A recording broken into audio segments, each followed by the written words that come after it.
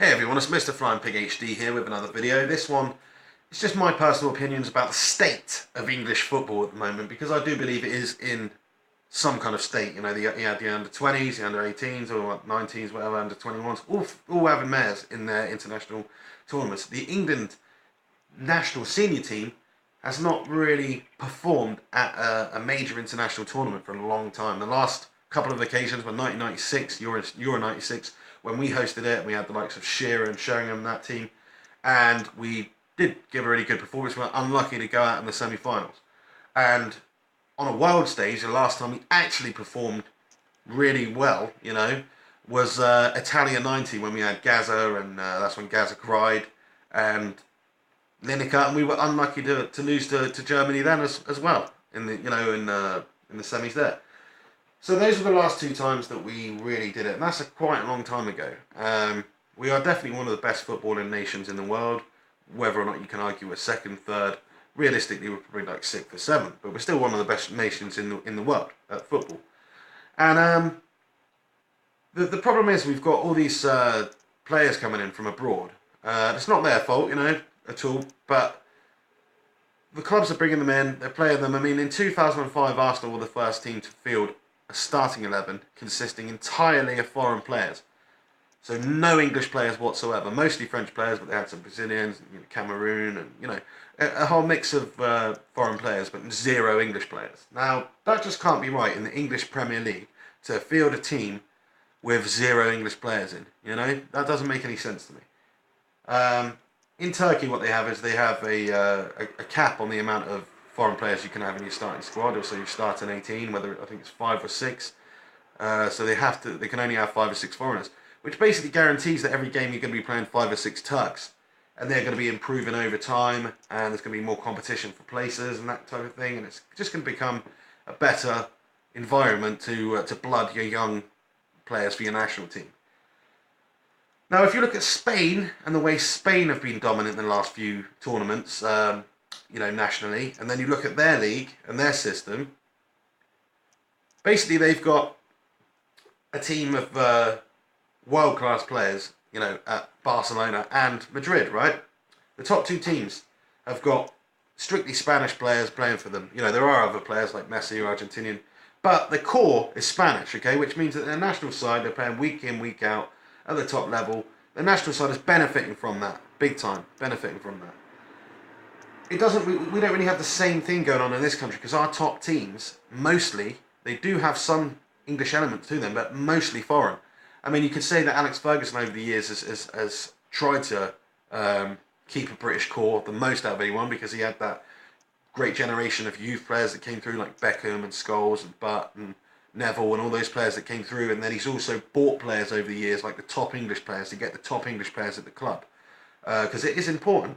Players like Ferdinand, Rooney and Carrick, he's brought those players in, and I commend him for that. But it should be a rule that you have to have a certain set amount of players playing week in, week out who are English, because that way it is going to improve the national team. Okay, the Premier League might take a little bit of a nosedive for a short period of time once these rules come in. You're going to have foreign, obviously the clubs are going to have to sell their excess foreign players abroad, strengthening their leagues. But realistically, are they going to sell their best foreign players? I don't think so. I mean, would Manchester United sell RVP? No, they'd keep him. They'd keep a couple of, they keep the 10 foreign players or whatever that they want. But then they'd be forced to fill in the other slots in the squad up with English players. Now, what would that do? Well, it would mean that 20 teams in the Premier League every week would have to field 5 or 6 or whatever it would be English players every week. So is the quality in football possibly going to drop? I mean, yeah, possibly it might do. But will it improve the England team's prospects? Definitely. Why? Because you've got way more English people. It just increases your pool, your talent pool. You've got way more English people playing week in, week out at the highest level. And it's just unacceptable for the top teams, especially the top teams in the country, to field so many foreign players. I mean, if you look at the Belgium's national team at the moment, which in my opinion is one of the strongest starting 11s in world football at the moment, they've got all of their best players have been learning their trade in the Premier League, you know, and they're good players as well. Players like Lukaku, Hazard, Fellaini, Company, you know. So they've got some quality players there, and they're all learning. They're learning their trade at the top level in the Premier League. But our English lads are sat on the bench, or you know, in the reserve squad.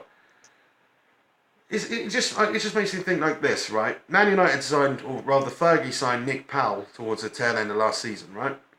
Good young English player from Crewe. Looked fantastic on YouTube, you know, I didn't really see much else of him. But signed him. Now, he's hardly played. He's hardly played at all. But if we had that rule in, I'm sure he'd be making his way into at least the bench a bit more often and getting more playing time. It's just fact, you know. So that's my opinion on it. And I also think that grassroots football is just shambolic in this country, because you've got basically, you know, like where I am in the south, when you're young, sort of between sort of 4 and 10, you play mini league football, which is like big pitches, 6-a-side, and you're just hoofing it up and down, up and down. That's basically what happens. There's not really any ticky-tacky to it. We're all just little kids, but they don't try to teach you. It's just like, yeah, hoof it. Do you know what I mean? Then when you get to about 10, you start playing 11-a-side.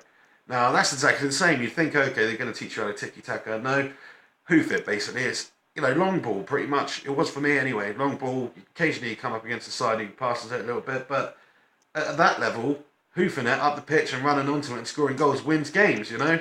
So, but it doesn't teach you anything for actual football.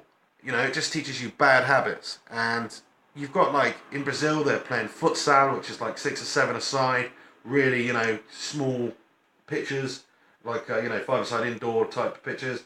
And they, you know, they have to learn how to pass and move in a really short space. They have to learn the close control and the skill in order to beat a man on a sixpence, and you know, and in a really short area.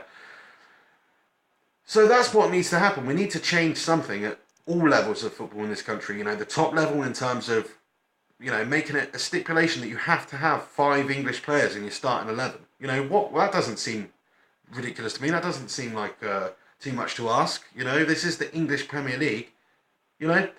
Yeah, and I think they need to do something at grassroots level as well, just sort it out entirely, because I don't think kids are learning anything by playing the football that they do. Obviously it varies, but yeah, I mean, those are just my opinions on the matter. I think that England, as you know, historically, are one of the better teams in world football. You know, we still produce some good players, but we just don't. We haven't been producing them enough. You know, the Wayne Rooney's of this world. Not that he's, you know, absolutely amazing or anything, but he is probably the best English player currently. You know, the Wayne Rooney's of this world are few and far between. So definitely something needs to be done. What do you think? What do you think are the best way to go about improving the England team's fortunes, grassroots football, and just, you know, generally how the Premiership's currently run in terms of foreign players and English players and that type of thing?